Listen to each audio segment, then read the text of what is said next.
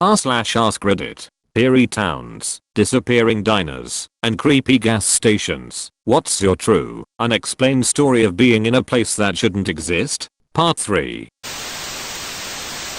I was relocating across Texas and, as I normally do, was driving through the night to skip traffic, and because it's more serene that way, I was driving straight through central Texas going northwest, so seeing the hill country change to desert in the full moon was super cool. Anyways, I was driving with my now ex-wife and we were running low on gas. Luckily, we were pulling into a tiny no-name town and we could see an old gas station come around the bend. This encounter happened at about 2 AM. Now, this town only has one road, and the station was right at the edge of town at the end of it. When I say old, I mean very old, the type that you have no option of prepaying. You simply flip up the handle on the machine and you hear the pump inside start struggling to get the gas from the reservoir. It had the old style tick readers too, not a thing electrical on it. I, being the young man I was, had never seen one before, so I walked into the store to buy the gas before I pumped. The store only had one light in the far back on, and I almost thought it was closed, since it was barely brighter inside than it was out in the moonlight. Upon entering, I saw the place was deserted, no customers, no workers, nothing. However, there was an odd tune playing on someone's radio that I couldn't place. An old sounding, upbeat piano piece was playing somewhere around the corner inside, and I heard shuffling once I walked closer to the source. This place made me feel scared. Not the whoa this is creepy scared, but the all hairs are on end. Something is seriously wrong here, but I can't figure it out scared. As I turned the corner, I saw a young man standing next to a large radio and dancing. His dancing, though, was extremely off-putting and seriously didn't match the tune at all. Though the radio was cranking out what sounding like ragtime, this guy was running his hands up and down his body and pretty much feeling himself with his eyes closed in what looked like bliss.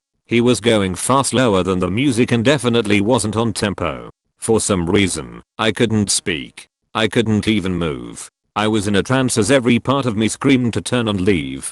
Finally, I said, "Excuse me, I just need some gas." The guy kept dancing. I said it a little louder, and he finally slowed down a bit and opened his eyes and focused on me. But it was like he was looking at a finely cooked steak. He was looking almost through me and silently walked to the register, not saying anything. I said, just $20 please." He, again, didn't say anything and just stood behind the ancient register. So I just figured maybe he didn't speak the language or was embarrassed I caught him dancing. So I laid the money on the counter and went outside hoping he'd turn on the pump. I filled up, told my wife about the weird ass scene in there, and turned off the pump to kill the horrible grinding noise from the interior pump fighting against gravity to get the gas up. Weird thing is, when we were leaving, I looked back in the window and the guy was still standing there behind the counter. This may sound fine, but my money was still on the counter in front of him. It was like he was a robot who just turned off once I left. This is where it gets super weird. A couple months later, I was driving back to San Antonio to visit family, and we figured we'd stop at that old gas station to see it in the daytime, since it had become somewhat of a running joke between us. We pulled into this tiny town, and the thing was gone. The lot it sat on at the end of the road wasn't even there. It was just grass. No rubble, no old pump, no lighting, nothing. It was like somebody picked it up and moved it. It looked like nothing had been there for years. Still get freaked out thinking about it.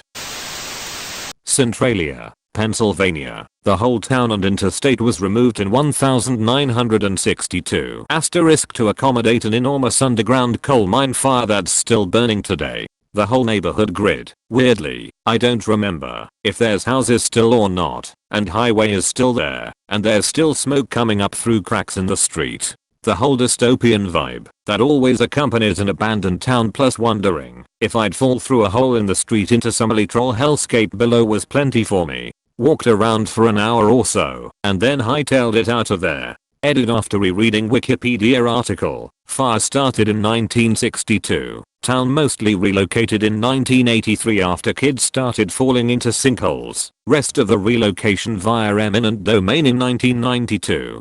Edit 2. Jesus effing Christ, yes. This town was the inspiration for Silent Hill. As soon as I saw this topic I was hoping for a Centralia story. I have never had a chance to go up there, but I watched a great doc about it on YouTube. I'd like to go see it someday.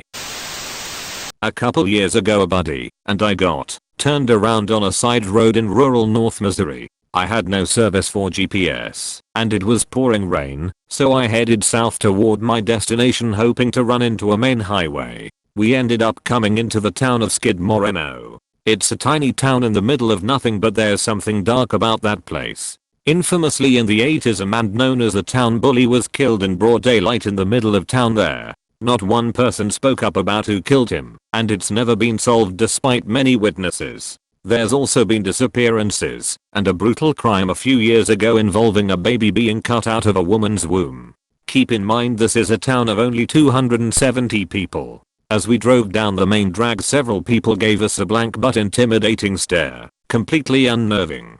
Once we got out of the town my buddy mentioned he'd had a sense of impending doom or danger as we drove through. Weirdly enough I'd been feeling the same way. I'd never had such a persistent gut feeling of danger like that before. We agreed to never ever effing go through Skidmore again. There's something seriously evil about that town. It shouldn't exist. I heard about Skidmore on another Reddit thread so googled it and damn, that town is effed up. So many murders and disappearances for such a tiny place.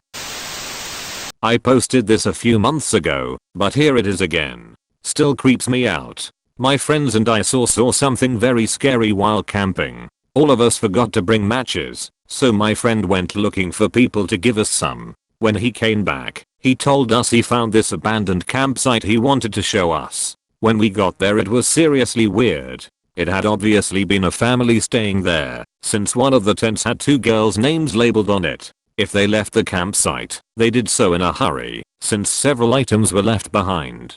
The creepiest thing was every tent there was slashed open down the middle from top to bottom. If it was a bear or other animal, I thought the cuts wouldn't have been as clean, and there might have been 3 slash marks instead of 1. I'm very glad we left that day. I have a couple, but I will choose just this one.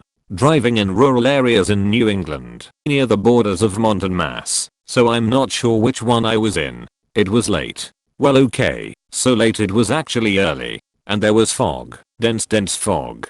Like Silent Hill levels of fog. And like an idiot who dies in the opening scene of a horror movie, I'm driving on back roads. First my headlight just up and goes out. Cannot use high beams because of fog. I'm in the middle of nowhere. I haven't seen a house or town in a long time. Car starts making noise. Check engine light comes on. So I pull over, nothing much around, field and fog and dark. Creepy as hell. I gamely look at the engine. I can fix electronics, not engines. I tighten all the things I know. Car now won't start. So I'm in the dark, in the middle of nowhere, on the side of the road. Because of the natural rules of how things work, my cell phone has no service as well. It is like one big cliche.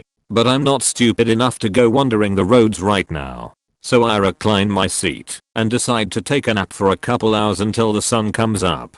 I wake up, the sun is coming up, the fog is going away, and I'm in on the main street of a tiny town, parked in front of what looks like the Bates Motel house. Houses everywhere. It was the creepiest feeling. I was sure enough in the woods. There was not a light on in any house all night. There was a service station 50 yards up the road. I walked up to it, talked to the guy, who looked perfectly normal. He walked over to look at the car, asked me to try to start it, and it did. Effing thing turned over right away. And both headlights were working. I drove on, never got the name of the little village, and I couldn't find it on a map. I always felt like I was in this big setup for a horror movie that just didn't pan out.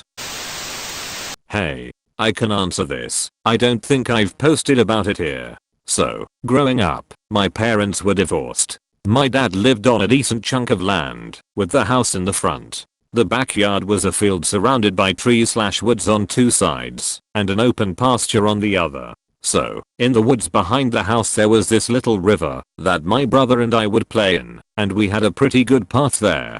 We even dug steps into the side of a hill. So, we mainly stayed there, but sometimes would go down river by where it opened up into the field next door. Well, one day we decide to go deeper into the woods instead of down the river. So we take our little day packs and head off. The brush was real thick and was really slow going. So eventually my brothers is like F this, I'm out, just because it was too thick and starting to turn into a swamp. Well, I keep going. Probably about a mile away from the river, I find this concrete pillar surrounded by trees and shit. So, I do what any young kid would do and climbed up it. It was probably 8-ish feet tall, so it wasn't too hard. Well, on top of this pillar, there was a hole with metal rungs going down. I take out my flashlight and jump on in cause why not? I get to the bottom, which felt like maybe 6 or 7 feet below ground. I could fully stand up, but didn't have much headroom, and it was a concrete rooms. I looked around, and it looked like it was well used. A dirty sleeping bag, empty canned foods, candles, some yard ornaments that were stolen from us a few years prior, some books and a CD player. Freaked me the F out, and I noped out real quick. It felt like I was being watched the whole way back to the river.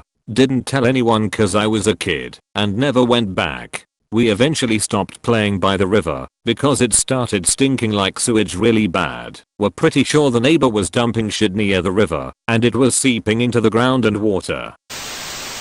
Where I live there's an abandoned mental hospital. For real. It's so creepy, and until very recently there was no real security on property. Right now they are going through asbestos removal so they can implode it, though. I worked fairly close to it, so one night I told my coworkers I was gonna walk home and took the long path through the woods. If you parked at the businesses near it, they would usually call the cops. I got into an auxiliary building and it was the creepiest shit ever. I'm a big fan of the game Outlast, so it felt like stepping straight into that. I then ventured further to the main building and the auditorium. I was wearing a mask and stuff, so the asbestos and dust didn't kill me. It was crazy. The thing is, it's recently abandoned like 2004 I think. So it's all modern architecture and everything seems eerily new. There's graffiti and such of course, but it really feels like one day everyone just up and left and never returned. Every single time I looked down a hallway I felt like there was someone or something there. There's a series of tunnels under the city that lead to this hospital too. I tried to go down there, but my planned escape route had been backfilled, probably to prevent people like me from entering.